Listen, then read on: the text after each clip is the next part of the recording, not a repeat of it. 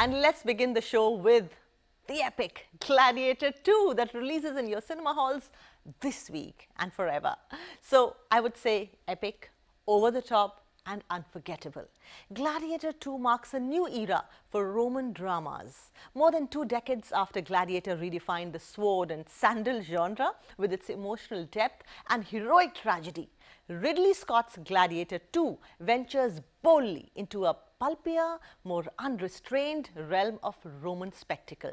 Where the original balanced stoic vengeance with grandeur, Gladiator II steps beyond the shadow of Maximus's legend to deliver a righteous blend of action, melodrama, and audacious set pieces.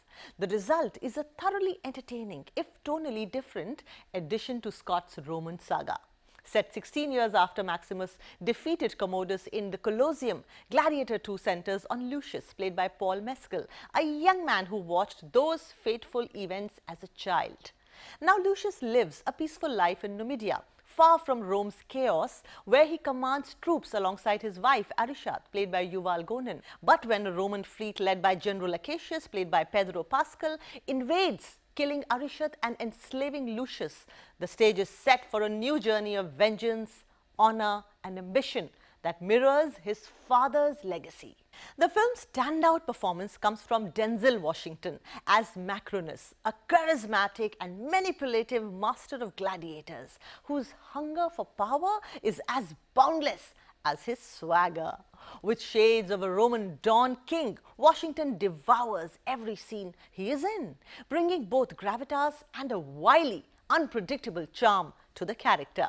In contrast, Mescal's Lucius lacks Russell Crowe's brooding intensity but delivers enough tenacity and grit to capture a man shaped by tragedy and destiny.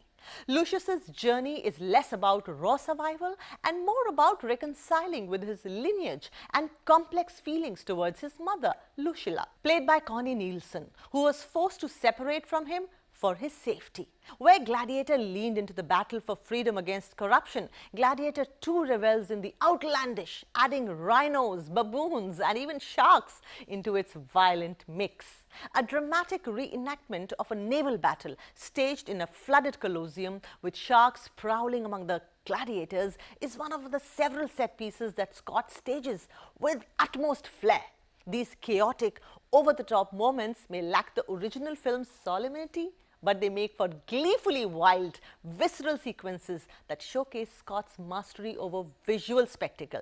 The film is not without missteps though. The co-emperors Geta, played by Joseph Quinn, and Caracalla, played by Fred Hatchinger, are flamboyantly unhinged, but their deranged antics never reach the operatic villainy that Joaquin Phoenix brought to Commodus. While their excesses provide occasional dark humor, they sometimes come across as exaggerated, blurring the line between homage and parody. Yet, where Gladiator II shines is in its willingness to embrace both familiarity and excess. Scott isn't shy about echoing the beats of the first film, from gladiatorial combat to character archetypes, but he injects fresh conflicts, twists, and exhilarating showdowns that make the narrative compelling in its own right.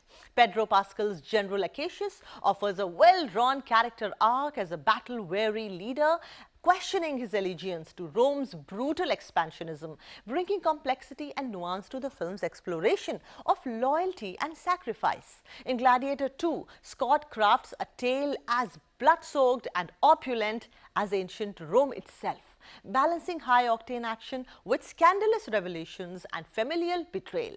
The soap opera elements blend surprisingly well with the action, serving up a layered storyline where personal vendettas converge with political ambition.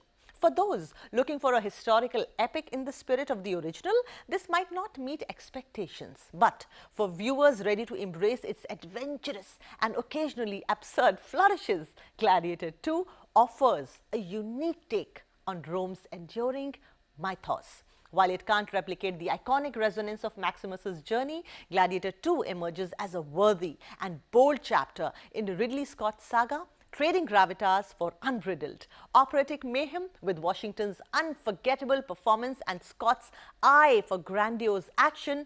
This sequel is an unapologetic spectacle that revels in its indulgence and is undeniably a thrill to watch. Go for this one.